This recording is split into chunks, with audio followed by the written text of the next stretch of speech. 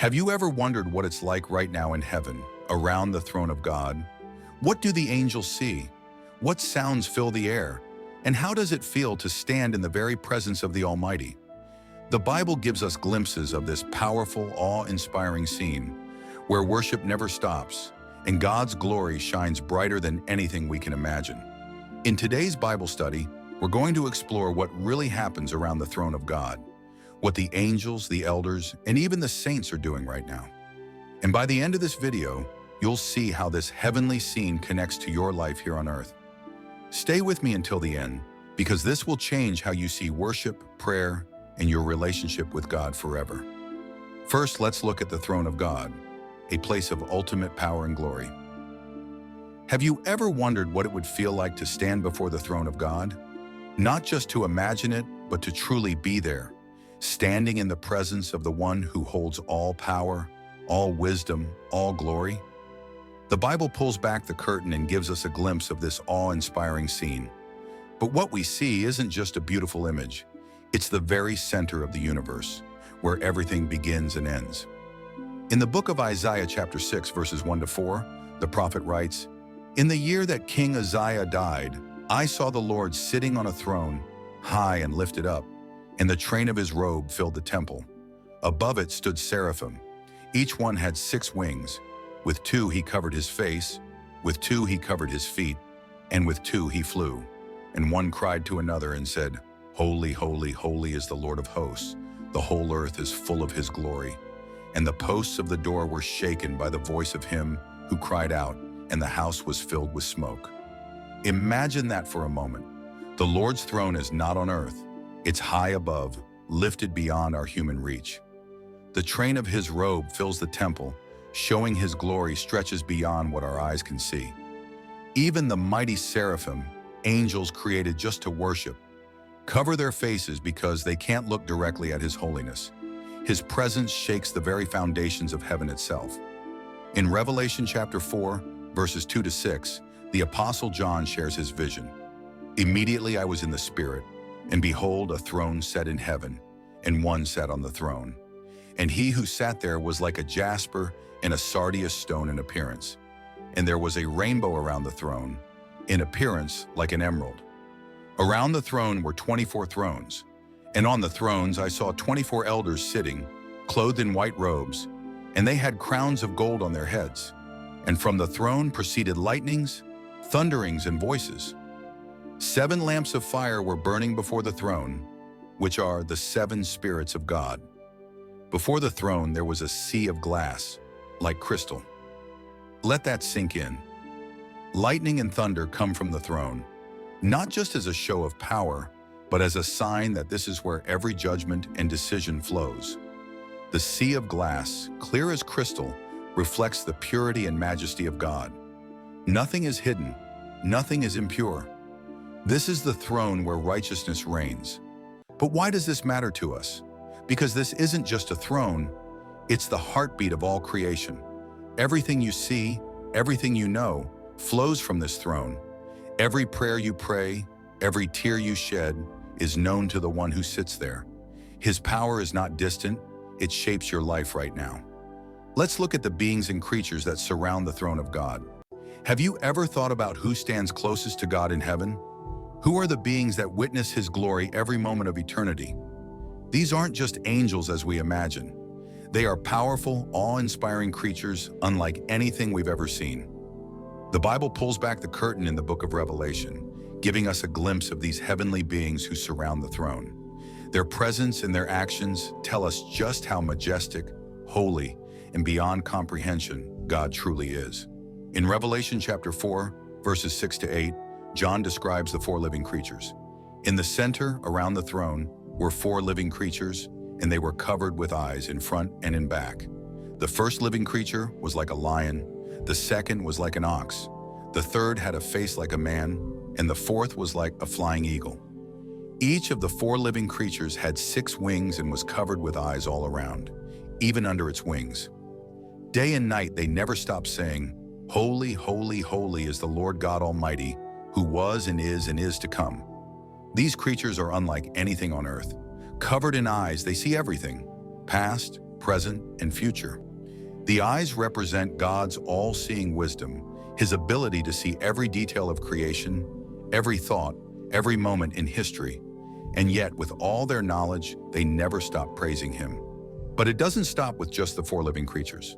The scene expands in Revelation chapter 5, verses 11 to 12. Then I looked and heard the voice of many angels, numbering thousands upon thousands, and 10,000 times 10,000.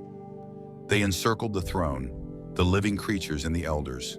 In a loud voice they were saying, "Worthy is the Lamb who was slain to receive power and wealth and wisdom and strength and honor and glory and praise." Imagine that, millions of angels filling the heavens, surrounding the throne, their voices rising like a mighty roar. They've seen all of history unfold. They've witnessed the creation of the universe, the fall of man, and the victory of Jesus over death. And with all that knowledge, all they can do is declare his worthiness. But here's what's incredible. These beings have seen everything. They've watched kingdoms rise and fall. They've seen humanity's greatest triumphs and darkest failures. And still their eyes are fixed on God because his glory outshines everything they've ever seen. Let's look at the major activity around the throne of God. Spreading the gospel isn't optional. It's a command in the Bible. YouTube can be a powerful tool as you can share the gospel to the nations with simple videos like the one you're watching right now. And that's why we've created Christian Creator Blueprint, which is a comprehensive course and online academy that teaches you how to share the gospel on YouTube without being on camera. God may be calling you. Will you answer? Click the link in the description to get started. The never-ending song and worship. Have you ever wondered what pure, perfect worship sounds like? Not just the songs we sing on Sundays, but the kind of worship that never stops, day and night, echoing through eternity. The Bible gives us a glimpse of this in Revelation, where the throne of God is surrounded by worship that shakes heaven itself. But here's the question: why does worship in heaven never stop? What do the angels and elders see that makes them praise God forever? In Revelation chapter 4, verses 8 to 11, we read, "The four living creatures, each having 6 wings, were full of eyes around and within. And they do not rest day or night, saying, Holy, holy, holy, Lord God Almighty, who was and is to come." Whenever the living creatures give glory and honor and thanks to him who sits on the throne, who lives forever and ever, the 24 elders fall down before him who sits on the throne and worship him who lives forever and ever, and cast their crowns before the throne, saying, "You are worthy, O Lord, to receive glory and honor and power, for you created all things, and by your will they exist and were created." Think about that for a moment. These 4 living creatures covered in eyes see everything, the past, the present, the future. Yet all they can do is worship. They cry out, "Holy, holy, holy," without stopping, because every glimpse of God's presence reveals something new, something so overwhelming that words can't contain it. But it doesn't stop with the angels. The 24 elders, clothed in white robes, with golden crowns on their heads, fall down before God. They don't just bow, they cast their crowns before the throne. These crowns represent victory, honor, and authority. But in the presence of God, all human achievements fade. They worship not because they have to, but because they are overwhelmed by his love and majesty. Imagine that scene. Millions of voices rising in perfect harmony, not out of duty, but because God's presence is so beautiful, so powerful, that silence isn't an option. But here's what's incredible. This isn't just a scene from heaven. This constant worship reveals something about our lives here on earth. Worship in heaven isn't forced. It's the only natural response when you stand before absolute perfection. And that same God invites us into his presence right now. When we worship, we join in with the angels and elders, connecting heaven and earth. Every time you lift your voice in praise, you're echoing the eternal song that never stops around the throne of God. So what would happen if we worshiped like that? Not out of habit, but out of a heart that's seen the glory of God? Because true worship isn't about music or words. It's about seeing God for who he really is and responding with everything we have. Let's look at the prayers of the saints before the throne. Have you ever wondered what happens to your prayers after you say amen? Do they fade into the air, forgotten? Or are they carried somewhere far greater than we can imagine? What if I told you that every prayer you've ever whispered is still alive, right now, before the throne of God? The book of Revelation gives us a powerful glimpse into this truth. Your prayers are not lost. They rise before God and become part of the heavenly worship itself. In Revelation chapter 5, verse 8, it says, "Now when he had taken the scroll, the 4 living creatures and the 24 elders fell down before the Lamb, each having a harp and golden bowls full of incense, which are the prayers of the saints." Did you catch that? Golden bowls full of incense. That sweet aroma filling heaven. That's your prayer. Every word you've spoken in faith, every tear you've shed in prayer, every silent cry from your heart, it's all there, rising before God. Think about the times you prayed and felt like nothing happened. Those moments when you cried out in the middle of the night, wondering if God even heard you. The truth is, He did. And not only did He hear, but He treasured your prayers. They are held in golden bowls, a symbol of honor and value. Your prayers are not forgotten. They are eternal. But why does this matter? Because it means your prayers have power.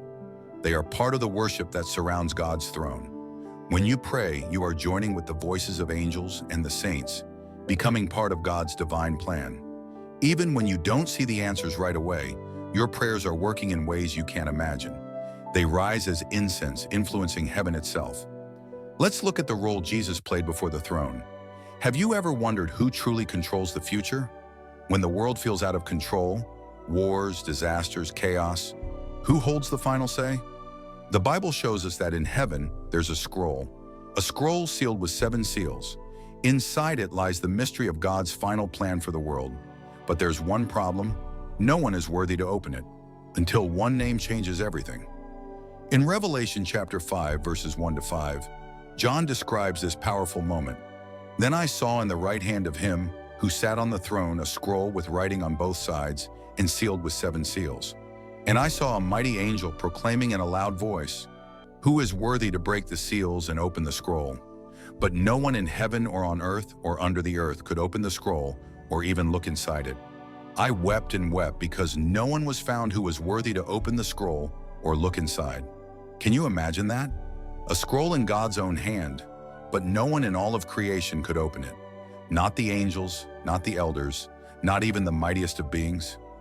John wept, because without someone to open the scroll, God's final plan would remain sealed, and hope would be lost.